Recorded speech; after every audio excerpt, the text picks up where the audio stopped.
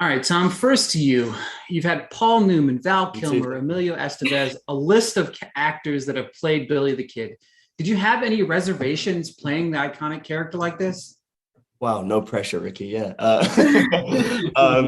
Yeah, I didn't. I didn't have any reservations, to be honest. It's a childhood dream, and I felt very, very grateful and very lucky. But I jumped at the chance. I mean, yeah, the minute it looked like it was going to be possible for me to play the character, I kind of started down the road of kind of yeah, my conversation with Billy. I didn't watch any of their performances specifically, and somehow, despite being a big Western fan myself from a young age, I had managed to avoid all the Billy the Kid movies. I don't know how I did that because they're kind of iconic, but it ended up being a blessing because often as an actor, when you're playing someone who's a real person who has been portrayed by someone else before, it can be really easy to kind of accidentally absorb their traits and the things that they bring to it. It's a slippery slope, especially because as an actor, you put yourself in a place of absorption, and you put yourself in a place where you're kind of trying to you're mimicking and you're parroting, and it's you're trying to absorb all these qualities. So what you don't want to absorb is what someone else did, because then it's not your take on it. So to answer your question, no, I've actually not seen any of those movies, and I can't wait until the day that I eventually can, when down the road when we're finished with this story. But yeah, I feel very honored to be able to follow in the footsteps of some of my acting heroes. On the flip side, and to you, Daniel, now you've played Lee Harvey Oswald, Vince Neil, and now Jesse Evans. How do you approach playing a role of a real life person? Uh, I mean, those guys, we were just talking about this before, but like those guys are so immediately in our history right now. I mean, Lee's a little bit further away, but there's still, I mean, he's still so iconic. There's still, he has a certain way of speaking, a certain way of looking. There's not much you can look at historically, video wise and recording, but there's enough for people to really glean who he was and how he sounded. Same with Vince. More so with Vince. It's probably the same as Tom with Billy. Like it's almost too much information out there. There's too much footage, and you get just deluged with it all. But it's a process of, like Tom was saying, just absorbing every single thing that you can in that time frame. Whatever, if you've got 2 months, it's 2 months of just taking everything in, reading, watching, observing, writing down your thoughts and notes and ideas, and how you see them as a person, how do they function as a person. And then with Jesse, it's a little bit different because he's in the past, and there's 2 photographs of him, and you can and there's anecdotal sort of evidence that you go with.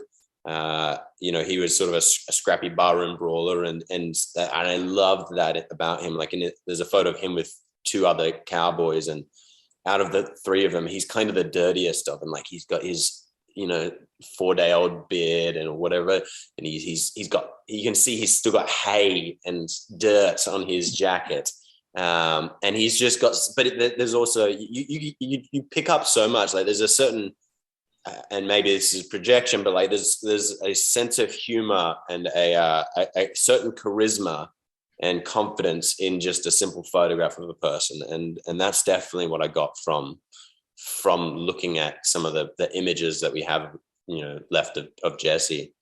So you just take what you can with stories like this, and then sort of fill in the blanks, and do the best you can. And then we've got an amazing, obviously Michael is an incredible writer when it comes to sort of historical figures, and his passion is second to none. And so then you go on the journey. I get to bring my take on who Jesse is, and try and merge it with his take on him, and try and infuse it with some of the things that I want to bring into it. So, yeah. Eileen, to you, what attracted you to the role of Kathleen? Well, it's a brilliant part. I was going to make a joke there, but that's only because I just made one before you came on. I was like, employment, came around. No, but it was an absolute gift of a part. It really, really was. Like, to play to play somebody who has such strength in the journey that she goes on and who she is as a person, to play somebody who has such a good, strong sense of self, and, you know, to deal with the issues like that relate to like the history of where I'm from, like the history of Irish immigration to America and things like that. All of those things were just like little nuggets.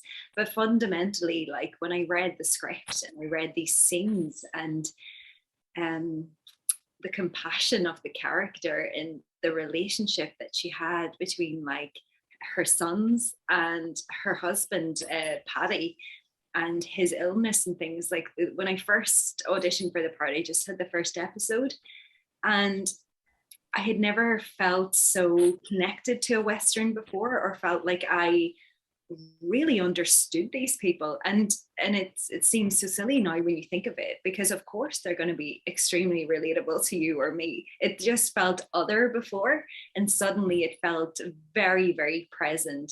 And the drama that was reading between these pages just got me pretty excited. I won't make any more jokes, I'm sorry. Please do.